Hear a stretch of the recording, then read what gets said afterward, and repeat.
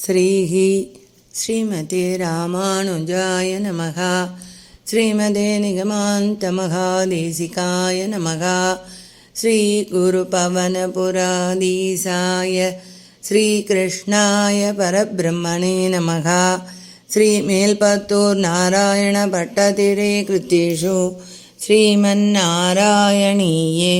சதுர்நவதிதமம் தசகம். ஸ்ரீரங்கராமானுஜ மகாதேசிகாய நமः. தத்வஞானோத்பத்தி பிரகார வர்ணனம், பந்த மோக்ஷ ஸ்வரூப வர்ணனம், பக்தி பிரார்த்தனா வர்ணனம் ச. ஃபர்ஸ்ட் ஸ்லோகா.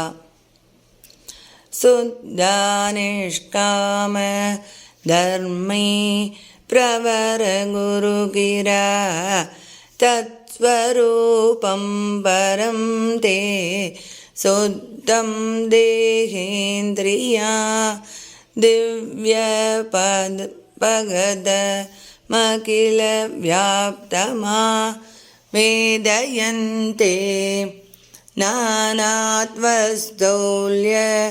கார்ஸ்யாதிதோ குணஜவ புஸ்ஸங்கதோத்யாசிதம் தே வக்னேர்தாரு பிரபேதேஷ்வி இவ மகதனுதா தீப்ததாசாந்ததாதி.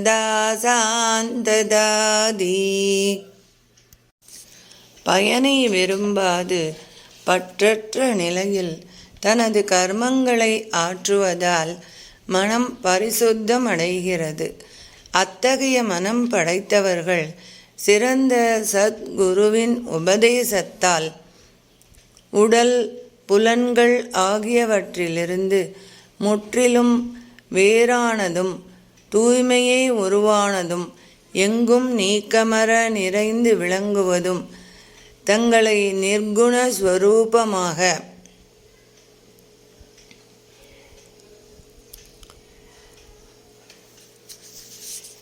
காணப்படுவதுமான பரபிரம்ம ஸ்வரூபத்தை அறிகிறார்கள்.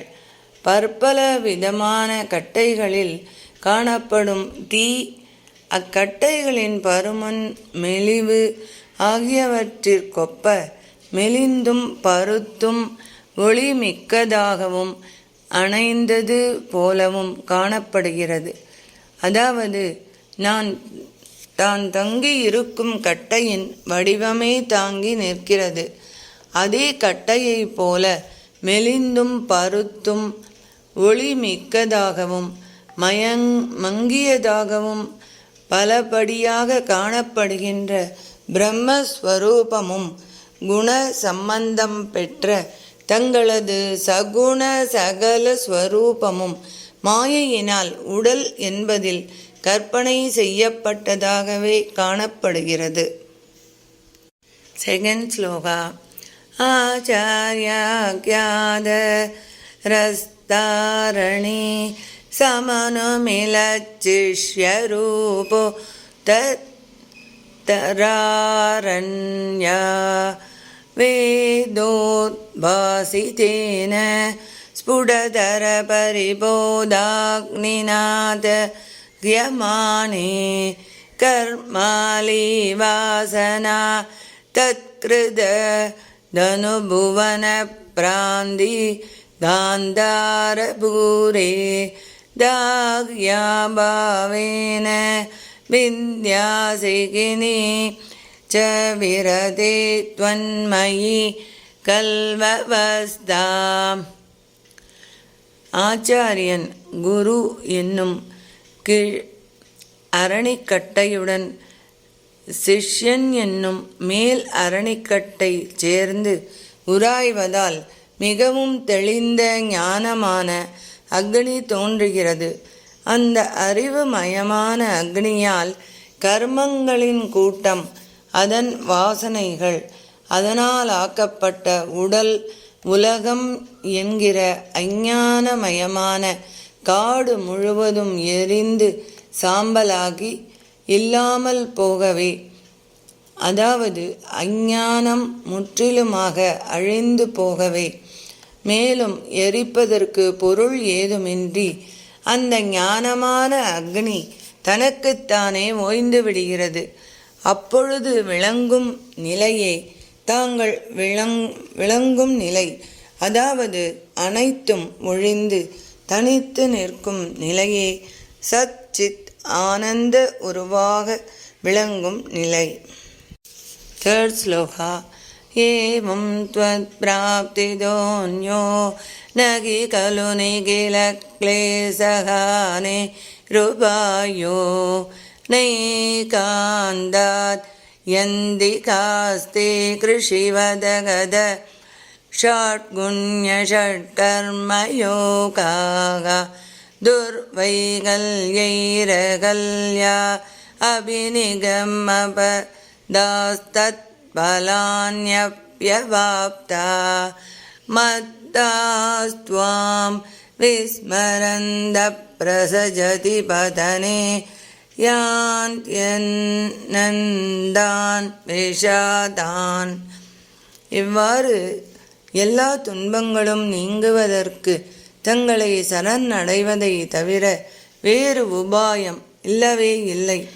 ஆயுர்வேதத்தில் கூறிய மருந்து முதலியவைகளோ ராஜநீதியில் கூறப்பட்ட உடன்படிக்கை செய்து கொள்ளுதல், சந்தி, போர் தொடுத்தல் முதலிய செல்வம் திரட்டும் 6 உபாயங்களோ தர்ம சாஸ்திரங்களில் கூறப்பட்ட வேள்வி செய்தல், செய்வித்தல், வேதம் ஓதுதல், ஓதுவித்தல், தானம் அளித்தல், பெறுதல் முதலிய 6 தொழில்களோ மேலும் வேதத்தில் கூறப்பட்ட யோகங்களோ அதாவது வழிகளோ துக்கத்தை முழுவதுமாக ஒழிப்பதற்கோ அல்லது அவை திரும்ப வராமல் தடுப்பதற்கோ இயலாதன.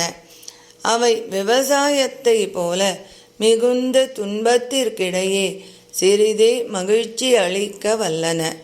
மேலும் வேதத்தில் கூறப்பட்ட வழிகளும் சிற்சில குறைகள் கொண்டு விளங்குவதால், அதாவது சிற்சில பொருட்களின் தேவையால் எளிதில் அனுஷ்டிக்க முடியாமல் இருக்கின்றன. அவ்வாறு அவற்றை பெருமுயற்சியோடு செய்து அவற்றால் கிடைக்கக்கூடிய பயனான ஸ்வர்க்கம் முதலிய புண்ணிய உலகை அடைந்தவர்களும் கூட மதம் கொண்டவர்களாக தங்களை மறந்து அந்த புண்ணிய பயன் முற்றிலும் தீர்ந்தபின் கீழே பூமியில் திரும்பவும் பிறவி பெற்று முடிவற்ற பற்பல இன்னல்களை அடைகின்றனர். 4th ஸ்லோகா. த்வல்லோகாதன்யலோகா க்வனோ பயரகிதோ யத் பராத்வயாந்தே